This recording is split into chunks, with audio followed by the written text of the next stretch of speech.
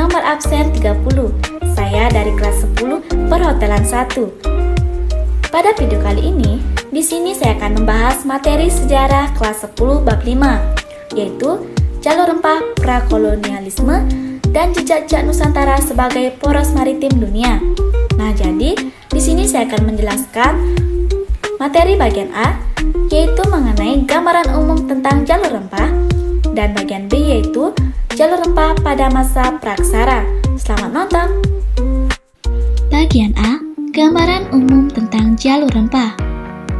Jalur rempah Spike Road adalah jaringan niaga rempah-rempah yang menghubungkan antara belahan barat dan timur dunia, yang dimulai dari wilayah timur Nusantara, melintasi ujung barat Sumatera, India, Sri Lanka, Mesir, Afrika Selatan, Afrika Timur, Madagaskar, kemudian daratan Timur Tengah Asia Barat, Mediterania, hingga Eropa.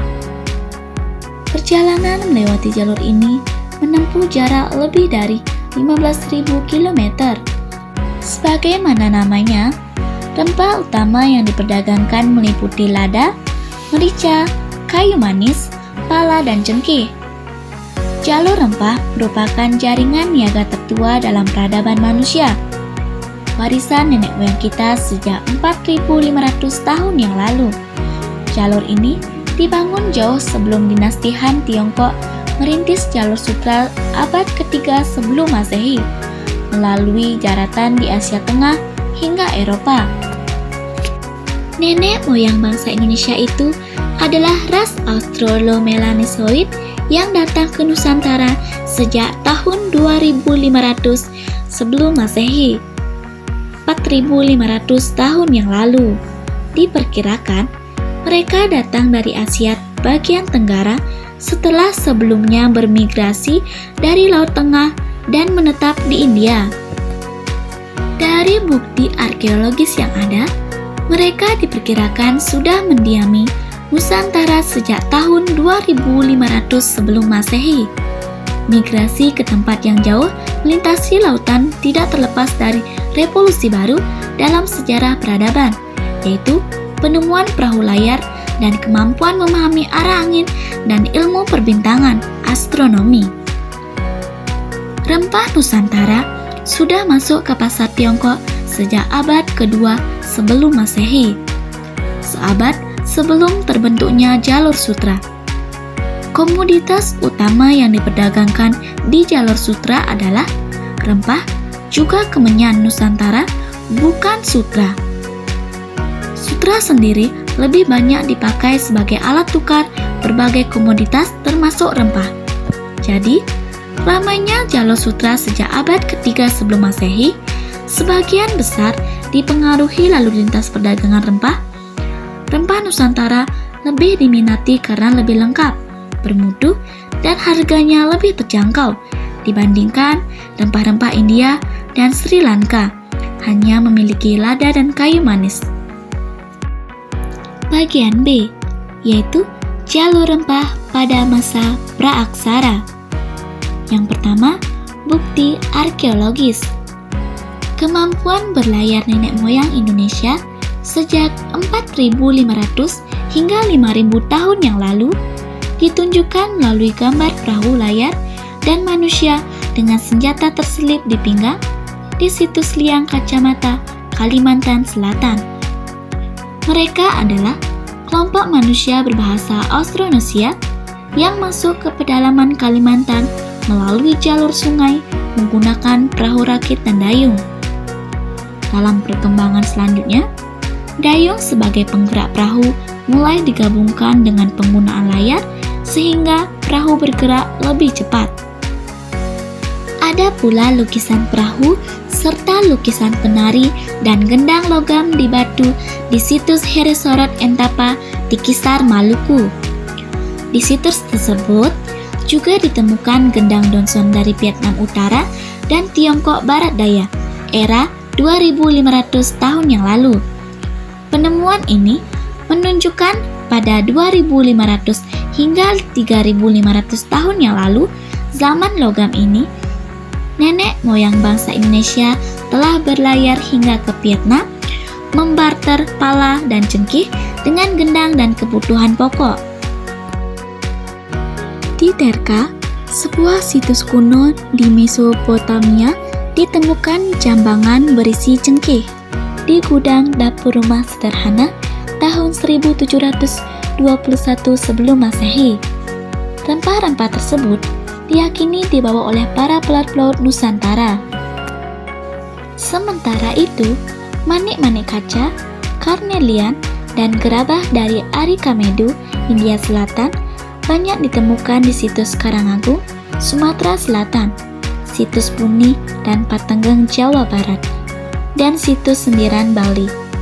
Benda-benda tersebut diperkirakan berasal dari tahun 6000 sebelum Masehi hingga 2000 Masehi. Kemungkinan besar, benda-benda tersebut ditukar dengan rempah-rempah. Yang kedua, bukti tulis.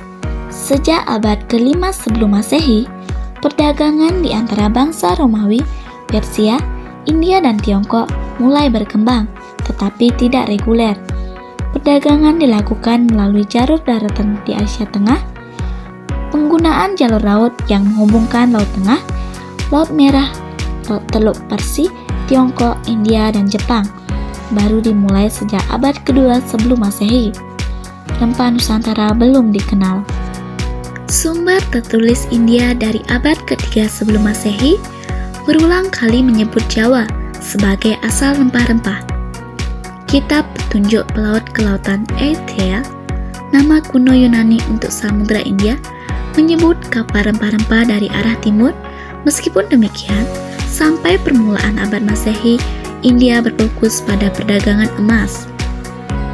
Berdasarkan informasi dalam kitab-kitab sastra India, sumber emas yang baru tersebut ada di Nusantara.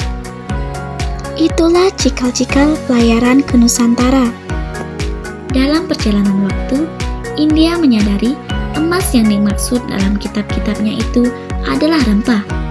Selain lada dan kayu manis, ditemukan juga cengkeh, pala, kayu cendana, kapur barus, kemenyan, dan berbagai hasil hutan. Sejak abad-abad pertama Masehi, kontak dagang Nusantara dengan India berkembang. India menawarkan tekstil untuk dibarter dengan rempah. Rempah-rempah Nusantara pun membanjiri pasar Romawi. Romawi ketika itu tengah menikmati Pax Romana yang meningkatkan permintaan atas rempah. Membanjirnya rempah Nusantara di wilayah-wilayah Kekaisaran Romawi diperjelas melalui peta Guide Geografi abad ke-1 Masehi yang dibuat astronom Alexandria Claudius Ptolemeus. Dalam peta tersebut, Ptolemeus menulis nama sebuah kota bernama Barus. Tempat ini merupakan kota pelabuhan kuno sumber kapur barus, komoditas yang diburu pelaut Yunani, Romawi, Mesir, Arab, Tiongkok, dan Hindustan pada masa itu. Kontak dagang dengan India semakin intens saat memasuki abad ke-5 Masehi. Informasi dalam kitab Raghuwamsa yang ditulis Kalidasa sekitar tahun 400 Masehi menyebutkan sumber rempah berupa lapangan cengkeh di wilayah Dwipantara Nusantara. Kemungkinan besar, sekitar masa tersebut, kapal-kapal pelaut India sudah sering lalu lalang ke dan dari Nusantara untuk mendapatkan rempah-rempah. Terus, bagaimana dengan Tiongkok? Hingga abad ke-1 Masehi, Tiongkok masih berfokus pada perdagangan melalui darat dengan Timur Tengah Asia Barat. Kontak dagang dengan Nusantara baru dimulai sejak abad kedua Masehi. Berita dari dinasti Han, abad ketiga Masehi, menyebutkan tentang kewajiban bagi para pejabat tinggi yang hendak menghadapi kaisar untuk mengulung cengkeh untuk menghilangkan bau mulut. Sumber lain menyebutkan cengkeh dari Maluku yang digambarkan berbentuk seperti paku. Adanya kontak dengan Tiongkok juga dibuktikan dengan catatan perjalanan ke Jawa melalui laut dari 2 pendeta Buddha. Dalam berita Tiongkok lainnya, disebutkan tentang kunjungan dari utusan dari Holotan. Sejak saat itu, Tiongkok mendapat pasokan rempah Nusantara secara berskala meski dalam jumlah terbatas.